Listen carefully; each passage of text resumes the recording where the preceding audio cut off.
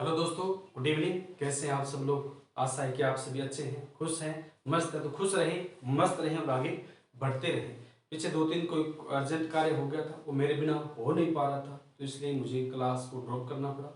अब दोबारा स्टार्ट करते हैं। हम मनोविज्ञान टॉपिक पढ़ रहे थे। मनोविज्ञान में हमने कौन सा बाल विकास टॉपिक है उसके बारे में चर्चा कर रहे थे। हमने कुछ पॉइंट यहाँ पढ़े थे, एक बार थोड़ा सा रिविजन कर लेते हैं। तो सर्वप्रथम हमने देखा था बाल विकास कहाँ किसे जाता है। तो बालक का जब विकास स्टार्ट होता है, यानी बालक जब बीज के रूप में मां के गर्भ में आता है, तब से लेकर जब परिपक्व अवस्था वृद्धावस्था तक जाता है, तो इसे क्या कहा जाता है? बाल विकास कहा जाता है। और जिस मनोविज्ञान की जिस शाखा के अंदर इसका अध्ययन किया जाता है उसे बाल मनोविज्ञान कहा जाता है। मनोविज्ञान की एक विशेष शाखा है जिसे बाल मनोविज्ञान कहा जाता है, जिसके अंदर बालक के, अगर हम बात करते हैं गर्भावस्था से लेकर परिपक्व अवस्था तक, उसके विकास के होने वाली प्रक्रियाओं के बारे में देखा जाता है, सुनिश्चित किया जाता है। इसके बाद हमने देखा था कि क्या भारत में प्रथम बार बाल विकास के ऊपर प्रयास किए गए थे, या भारत से पहले भी कहीं न कहीं बाल विकास के ऊपर चर्चा की जानी स्टार्ट हो गई थी। तो हमने देखा था 18वीं शताब्दी में पेस्टालोजी के द्वारा सर्वप्रथम अपने 3.5 वर्षीय पुत्र पर प्रयोग किए और उन्होंने बेबी बायोग्राफी तैयार की थी।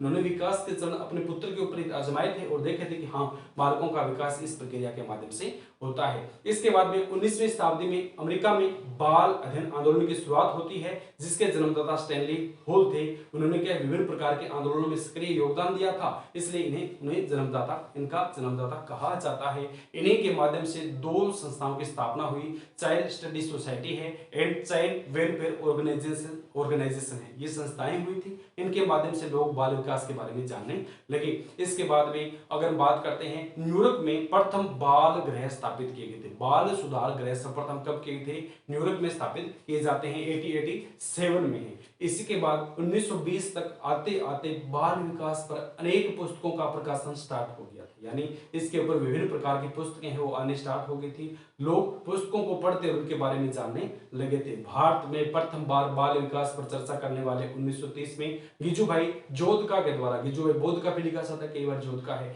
तो इनके प्रयासों से भारत में प्रथम बार बाल विकास के बारे में चर्चा की गई थी। इसके बाद हमने चर्चा देखा था कि अभिवृद्धि होता है, एक विकास होता है। अभिवृद्धि शरीर में होने वाला परिवर्तन है, इसमें डिस्कस किया था। एक तो अभिवृद्धि होती है और दूसरी कौन सी होती है? विकास होता है। तो अभिवृद्धि केवल शारीरिक पक्ष में होने वाला परिवर्तन है।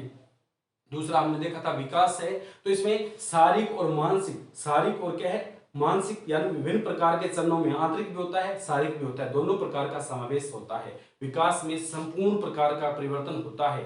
अभिवृद्धि में केवल शरीर के आकार है, आकृति है, बनावट है, उसकी परिवर्तन होता है। जबकि विकास की अगर बात करते हैं, मानसिक विकास है, आंतरिक ज्ञानेंद्रियों का विकास है, विभिन्न प्रकार की संरचनाओं का विकास है, सभी का समावेश होता है। अभिवृद्धि जो होती है केवल रचनात्मक परिवर्तन है। अगर विकास की अगर बात करते हैं तो रचनात्मक, ह्रासात्मक दोनों हैं। ये एक विवृद्ध सूचक है, विवृद्ध सूचक, हास्य सूचक दोनों प्रकार की है। अभिवृद्धि जो होती है एक सीमा के बाद रुक जाती है, लेकिन विकास एक निरंतर चलने वाली प्रक्रिया है। तो इस प्रकार हमने डिस्कस किया था। इसके बाद हमने देखा था कि बीजमैन के द्वारा, एक कौन से आते हैं इनके द्वारा, अगर बात करते हैं क्रोनबेक नाम के मनोवैज्ञानिक थे, उनके द्वारा क्या है विभिन्न प्रकार की जो मुख्य मुख्य बातें थी उनके बारे में विभिन्न डिस्कस किए गए थे। और एक बर्क नाम के मनोवैज्ञानिक हुए हैं, इनके द्वारा जो मनोविज्ञान की है वो परिभाषा दी गई है, बाल विकास कहा किसे जाता है। इसमें बालक के गर्भावस्था से लेकर परिपक्व अवस्था है, शेष अवस्था, परिपक्व अवस्था से लेकर वृद्धावस्था तक होने वाले परिवर्तनों की एक संपूर्ण संरचना है। वैसे तो विभिन्न परिभाषाएं दी गई,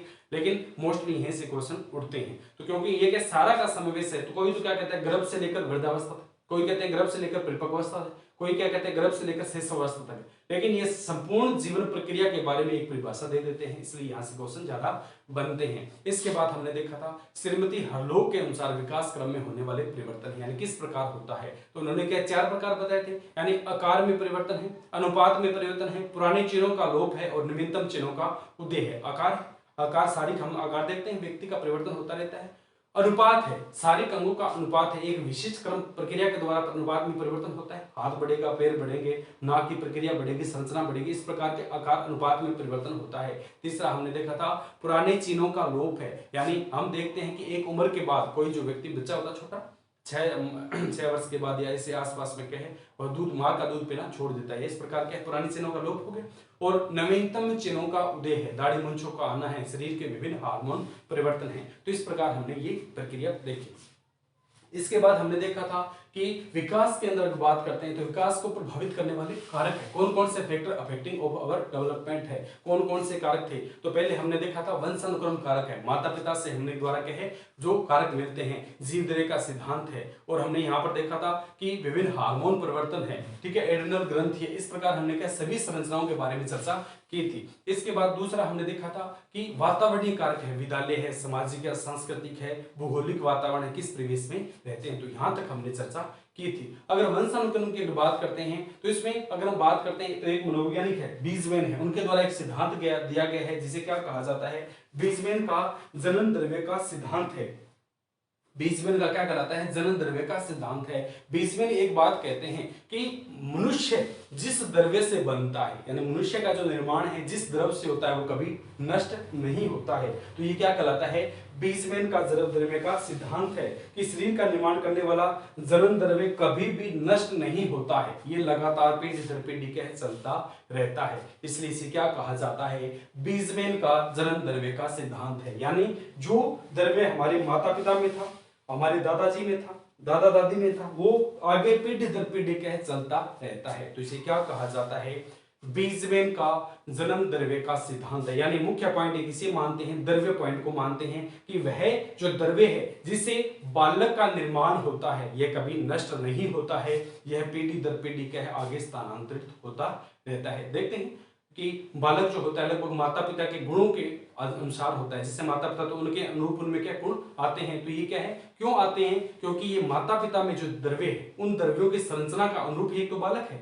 इन बालक में क्या है माता पिता का अंश है, अगर गुस्सेल है तो बालक गुस्सा करेगा, अगर माता पिता शांत स्वभाव का है तो बालक शांत स्वभाव का होगा। तो बीच में इसे क्या कहते हैं, जनन द्रव्य का सिद्धांत है। दूसरे अगर बात करते हैं उपार्जित गुणों के अंशंचरण का सिद्धांत है। दूसरा सिद्धांत कौन सा कहलाता है, उपार्जित गुणों के असंचरण का सिद्धांत है। इसमें ये कहते हैं, इनके द्वारा बताया गया कि जो गुण हम उपार्जित करते हैं वो संचरण नहीं करते हैं। बीजमैन इसके समर्थक है और बीजमैन इसके बारे में कहते हैं कि उपार्जित जो गुण है, यानी हमने जो गुण बाहर से उपार्जित किए हैं वो आगे नहीं जाएंगे। जैसे उदाहरण के तौर पर बात करते हैं, कोई चूहा है उसकी अगर पूंछ काट दी जाए, अगर कोई चूहा है उसकी पूंछ काट दी जाए और उसके चूहे की जो संतान है, आगे जो चूहा होगा, क्या जरूरी है वह बिना पूंछ का हो?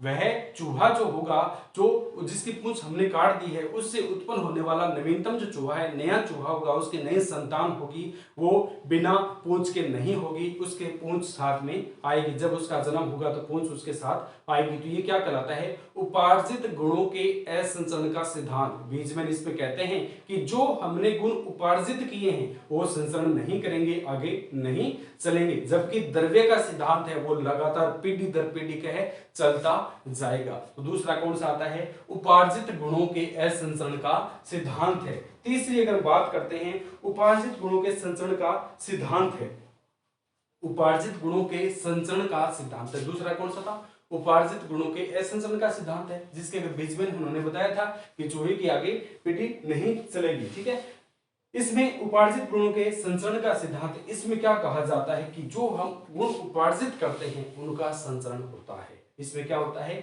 उपार्जित गुणों का संचरण का सिद्धांत है, यानी जो हमने गुण अर्जित किए उनका संचरण होता है। इसके अगर समर्थक की बात करते हैं तो लेमार्क थे, कौन से हैं, लेमार्क के द्वारा यह सिद्धांत दिया गया। तो बीजमैन ने इसमें क्या कहा था कि संचरण नहीं होता है, लेकिन लेमार्क कहते हैं कि जो हमने गुण उपार्जित किए हैं उनका संचरण होता है, वो आगे बढ़ते हैं। जिराफ की गर्दन की वृक्ष की झाड़ियां जो होती है, कोई जिराफ है, जिराफ पहले बहुत हुआ करते थे, तो जिराफ की जो गर्दन होती है वो लंबी है, जिराफ की गर्दन है वो झाड़ियों में अगर बात करते हैं, जो झाड़ियां हैं वहां पर क्या उनको खाती है।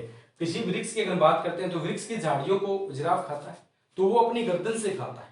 ठीक है, गर्दन ऊंची उठाता है, मुंह से क्या है वो खाता रहता है, तो गर्दन ऊंची करता है, तो वो क्या है धीरे धीरे उसकी गर्दन क्या है लंबाई उसकी बढ़ती जाती है, लंबाई क्या है बढ़ती जाती है। इसी प्रकार उनकी अगली संतान होती है, उनमें ये गुण पाया जाता है कि जब भी वह झाड़ियां खाएगी तो उनकी गर्दन में क्या है वृद्धि हो जाएगी। इसके बाद ये आता है कि गोल्टन का जीव सांख्यिकी का सिद्धांत है।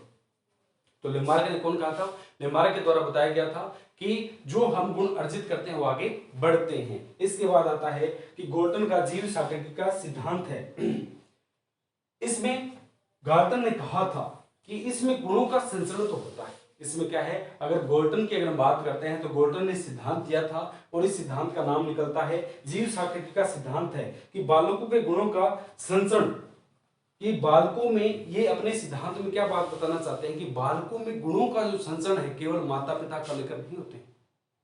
अगर हमारी संतान होगी तो उस संतान में केवल हमारे गुण नहीं आएंगे, हमारे जो पूर्वज है उनके भी गुण देखने को मिलते हैं। तो ये क्या कहते हैं, गाल्टन का जीव सांख्यिकी का सिद्धांत है कि इसमें जो बालक का जन्म होता है उस बालक में केवल माता पिता के गुण नहीं आएंगे, उनके दादा दादी है, परदादा परदादी है, उनके भी गुण देखने को मिलते हैं। क्यों?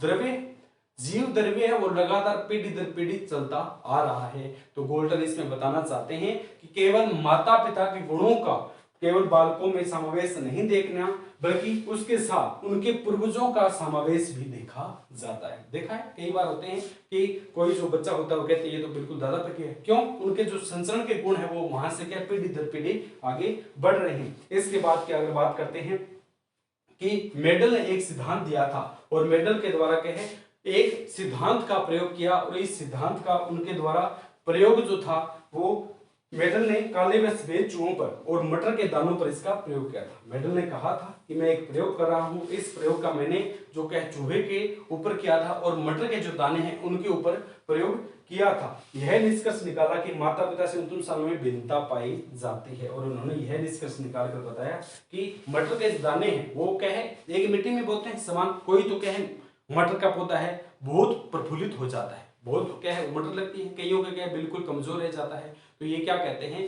कि जिस प्रकार मटर के दाने होते हैं वो काले और सफेद चूहों पर उन्होंने भी एक प्रयोग किया था।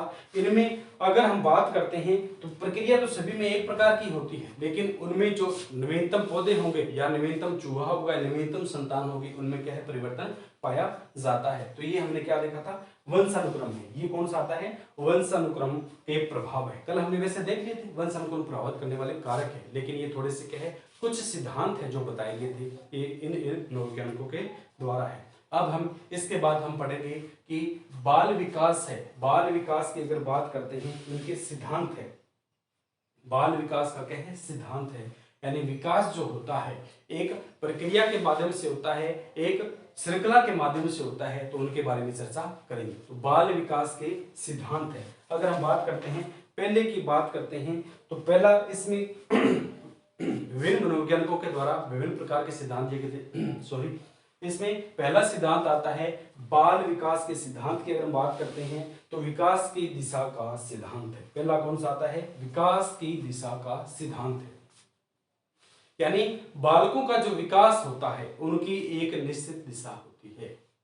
क्या होती है, एक निश्चित दिशा होती है और इस सिद्धांत के बारे में हम देखेंगे। तो बाल विकास का सिद्धांत है जिसमें आता है निश्चित दिशा का सिद्धांत है। बालक जो होता है, बालक जो होता है उसका निर्माण होता है, माँ के गर्भ में आता है और माँ के गर्भ में आने के साथ भी उसकी जीवन प्रक्रिया स्टार्ट हो जाती है। उसकी जीवन जो है विकास की प्रक्रिया है, गाड़ी है वो स्टार्ट हो जाती है। तो यह जीवन प्रक्रिया उसकी स्टार्ट होती है तो उसके एक कुछ सिद्धांत होंगे, उसका एक प्रक्रिया होगी कि पहले उसके पैर बनेंगे, पहले उसकी उंगलियों का निर्माण होगा, पहले उसका मस्तिष्क का निर्माण होगा। तो इसमें क्या कहलाता है, विकास की अगर हम बात करते हैं बालक का जो विकास होता है उसकी एक दिशा होती है, यानी अगर हम बात करते हैं विकास की दिशा का सिद्धांत है। कौन सा है, विकास की दिशा का सिद्धांत है। तो इसमें हम देखते हैं कि सर्वप्रथम जब बालक का विकास होना स्टार्ट होता है, माँ के गर्भ में आने जैसे ही आता है, आने से जैसे उसकी प्रक्रिया स्टार्ट हो जाती है तो सर्वप्रथम उसका सिर बनता है, ये जो स्ट्रक्चर होता है इसका निर्माण होता है। फिर उसके आगे वाले जो ये धड़ है इस प्रकार का ज्यादा, यानी बालक का विकास एक निश्चित दिशा में होता है और सिर से पैर की ओर होता है। तो पहला कौन सा सिद्धांत है, बालक का विकास है निश्चित दिशा की ओर होता है और वह निश्चित दिशा कौन सी आती है, सिर से पैर की ओर है। कौन सी आती है, सिर से पैर की ओर होती है। इसे मस्त मोदमुखी विकास कहा जाता है। क्या कहते हैं, मस्त मोदमुखी विकास कहते हैं। तो हम आज तक सोचे नहीं, लेकिन सोचिए कि बालक का विकास एक प्रक्रिया के माध्यम से होगा। वह प्रक्रिया कौन सी होती है, सिर से पैर की ओर होती है। पहले बालक के मस्तिष्क का निर्माण होता है, फिर विभिन्न नीचे वाले अंग है, फिर उसके बाद धीरे धीरे पैरों की तरफ क्या उसके अंगों का विकास होता है। तो बालक के विकास की जो प्रक्रिया होती है वो किस प्रकार की है, सिर से पैर की ओर है।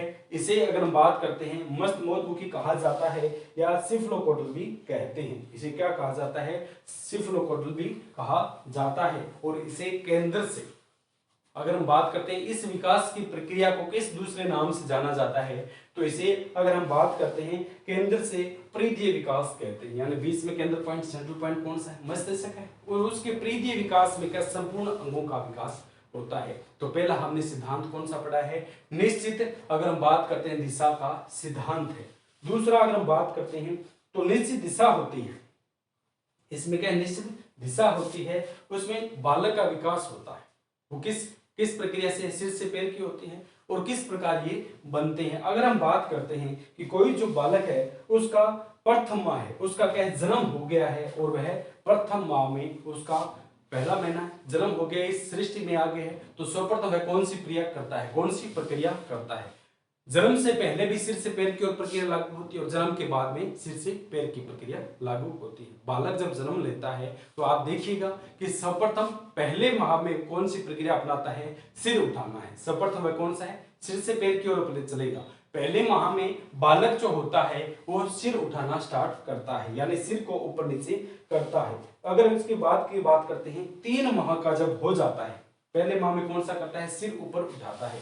3 माह की जब उसकी आयु हो जाती है तो बालक के द्वारा विभिन्न प्रकार की जो गतिशील वस्तुएं हैं, विभिन्न प्रकार की गतिशील वस्तु पर क्या है, नियंत्रण का जो अपने अंक हैं उनके अंकों से क्या है, उनकी ओर देखता है। 3 माह का बालक होगा तो ऐसे क्या अंक इधर इधर जाएगा, तो कोई वस्तु है उसके सामने ला रही, तो वो क्या कभी इधर जाए कभी इधर, अंकों के द्वारा क्या है उसको नियंत्रण करता है। जैसे ही 5 माह का हो जाता है, बालक की वायु की बात करते हैं, 5 माह का बालक जो होता है, सहारा देने अगर हम बालक को थोड़ा सा सहारा दें तो क्या है, वह बैठ जाएगा। यानी 5 माह में सहारा देने के कारण बालक क्या बैठना स्टार्ट कर देता है। इसके बाद की अगर बात करते हैं, जैसे ही उसकी 6-7वां माह की उम्र होती है, 6-7वां महीना होता है, बालक इस सृष्टि में आ गया है, 6-7 महीने की आयु में बालक है बिना सहारे के बैठना स्टार्ट हो जाता है। सर्वप्रथम उसने कौन सी प्रक्रिया की थी, प्रथम माह में सिर को उठाना है।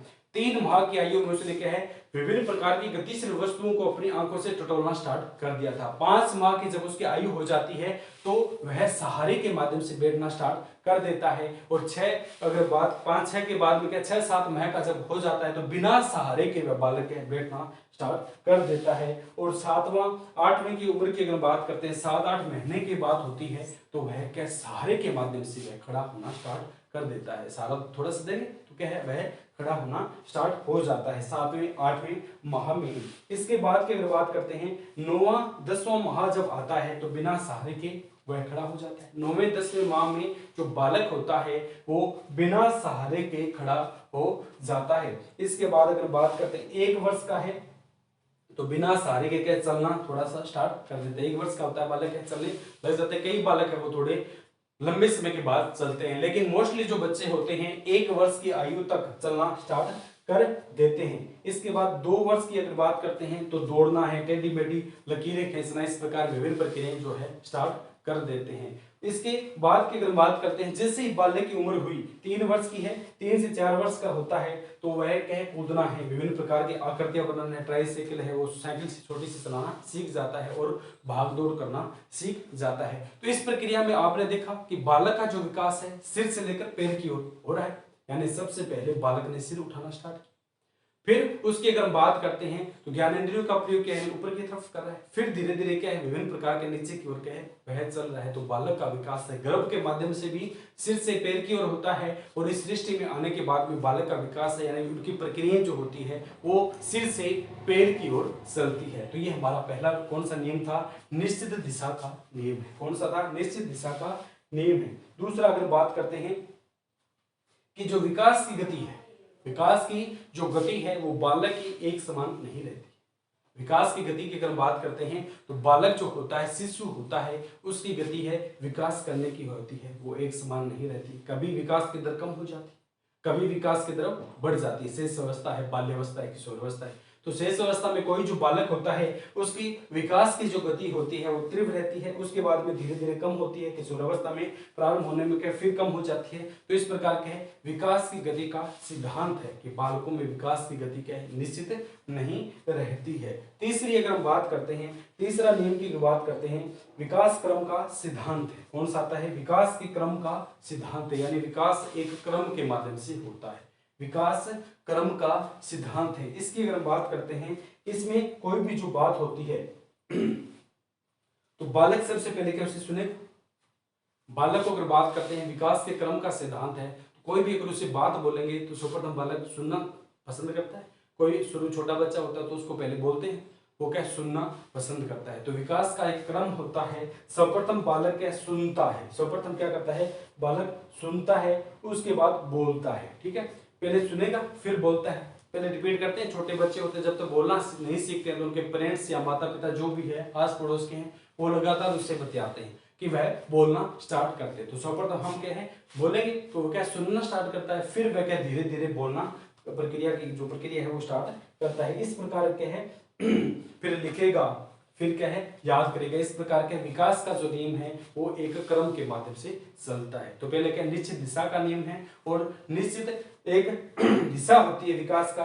और विकास की अगर हम बात करते हैं, गति एक समान। दूसरा कौन सा था? विकास की गति एक समान नहीं रहती। तीसरा हमने देखा है कि विकास के क्रम का सिद्धांत है, विकास का एक क्रम होता है, यानी पहले सुनेगा फिर बोलेगा फिर पढ़ेगा फिर लिखेगा, इस प्रकार ये चलता रहता है। परस्पर संबंध का सिद्धांत है, परस्पर क्या है संबंध का सिद्धांत है। बालक का विकास जो होता है वो विभिन्न शारीरिक जो अंग है, शारीरिक मानसिक, इनके अंगों का आपस में क्या संबंध होता है। अगर बात करते हैं परस्पर संबंध का सिद्धांत है। इसके बाद की अगर बात करते हैं, निरंतर विकास का सिद्धांत है। बालक का जो विकास है वो निरंतर चलता रहता है, ऐसे थोड़ी है बालक गर्भ में है तब तक उसका विकास हो, जैसे ही उसका जन्म हुआ उसके विकास की प्रक्रिया रुक जाएगी, ऐसा नहीं है। तो निरंतर विकास का सिद्धांत है, यानी बालक का विकास है जन्म से लेकर, यानी जन्म से और जन्म से पूर्व से लेकर वृद्धावस्था तक, तब तक उसकी मृत्यु नहीं हो जाती है, तब तक यह प्रक्रिया चलती रहती है। तो ये कौन सा कहलाता है? निरंतर विकास का सिद्धांत है।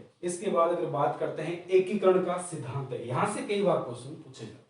एकीकरण का सिद्धांत है तो इसमें बताया गया, मनोवैज्ञानिक कहते हैं कि एकीकरण का जो सिद्धांत है इसकी अगर हम बात करते हैं, इसमें पहले की अगर बात करते हैं तो पहला जो बालक है, अगर आप देखेंगे एकीकरण का सिद्धांत है, इसमें बालकों की अपने आस पड़ोस में कोई छोटे बालक उनके बारे में देखता, पहले वो क्या उंगली हिलाएंगे।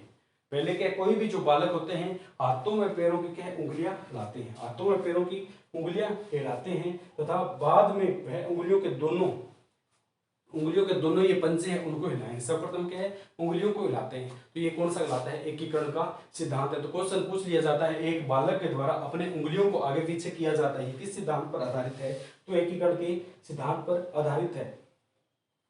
तो इसमें मनोवैज्ञानिक ने बताया एकीकरण का सिद्धांत है, इसमें जो बालक होता है वह सर्वप्रथम संपूर्ण अंग को, सर्वप्रथम क्या करता है संपूर्ण अंग को हिलाता है तथा अंगों के भागों को चलाता है। ठीक है, सर्वप्रथम तो बात करता है तो हाथ है, हाथ को क्या ऐसे हिलाएगा फिर उसके अंगों को चलाना स्टार्ट करता है। तो एकीकरण का सिद्धांत में सर्वप्रथम तो जो बड़ा भाग है उसको बालक हिलाता है और उसके बाद में जो छोटे छोटे अंग है उनका बाद में उन्हें हिलाता है, उनके बारे में देखता है। तो ये कौन सा आता है कि एकीकरण का सिद्धांत है, एकीकरण का क्या कहलाता है? सिद्धांत है। इसके बाद अगर हम बात करते हैं कि जो बालक है, बालक का विकास की अगर बात करते हैं तो क्या उसका विकास लंबवत होता है या चक्राकार होता है, वर्तुलाकार होता है? बालक का आपने देखा होगा कि क्या होगा, बालक केवल क्या लंबा बढ़ता ही बढ़ता जा रहा है या चक्राकार वृद्धि में होता है, वर्ताकार वृद्धि में होता है? तो बालक के विकास की अगर हम बात करते हैं तो बालक का विकास सर्कुलर मोशन में होता है, यानी अगर हम बात करते हैं वर्तुलाकार रूप में होता है। बालक जो होता है आपने देखा होगा 2 माह का, 4 माह का है, 6 माह का है, तो पहले तो क्या एक लंबा बढ़ेगा, बालक क्या है पहले तो बढ़ता है, फिर उसके क्या संपूर्ण अंगों का विकास होता है। यानी बालक के विकास की प्रक्रिया में केवल एक अंग का विकास नहीं होता है, सभी अंगों को लेकर के उसका विकास होता जाता है। तो बालक के विकास की प्रक्रिया किस प्रकार की है? वर्तुलाकार है, तो इसे वर्तुलाकार या चक्राकार सिद्धांत का कहा जाता है। इसके बाद की अगर बात करते हैं, वंशानुक्रम वातावरण की अंतक्रिया का सिद्धांत है। वंशानुक्रम है और वातावरण के उन दोनों की अंतक्रिया के माध्यम से बालक का विकास है वो होता जाता है। और इसके बाद अगर बात करते हैं समान प्रतिमान का सिद्धांत है, बालक का विकास जिन नियमों पर आधारित, यानी पहले बालक का विकास जिनके माध्यम से हुआ, उन्हीं नियमों के माध्यम से दूसरे बालक का विकास होता है। समान प्रतिमान का सिद्धांत है, विकास के नियम, इसमें सभी प्रकार का भेदभाव नहीं होता है। समान प्रतिमान का सिद्धांत क्या कहलाता है कि पहला जो बालक हुआ, जिस प्रकार उसका विकास हुआ था, हाथ पैर है मुंह, उसका विकास हो, उसी प्रकार दूसरे बालक का होता है। तो ये कौन सा कहलाता है? समान प्रतिमान का सिद्धांत है। इसके बाद क्रमबद्धता का सिद्धांत है, निरंतर क्रमबद्धता चलती रहती है। परस्पर संबंध, एक दूसरे अंगों का विकास के संबंधित होता है। हमने भी चर्चा की थी कि पहला अंग जिस प्रकार होगा उसका दूसरे अंगों के साथ क्या संबंध होता है। इसके बाद की अगर बात करते हैं कि जो बालक है उनकी दिशा होती है, एक निश्चित दिशा होती है, वर्तुलाकार है, या अगर हम बात करते हैं चक्राकार है, तो यहाँ तक है हमने वर्तुलाकार या क्या है चक्राकार जो प्रक्रिया होती है। तो ये कौन से थे? विकास के कुछ सिद्धांत थे जिसके बारे में क्या है मनोवैज्ञानिक है वो अपनी अपनी राय देते हैं। तो आज के लिए इतना ही, बाकी जो है इसमें थोड़े से सिद्धांत और रहेंगे, उनके बारे में अगले सेशन में चर्चा करेंगे। ओके दोस्तों, थैंक यू।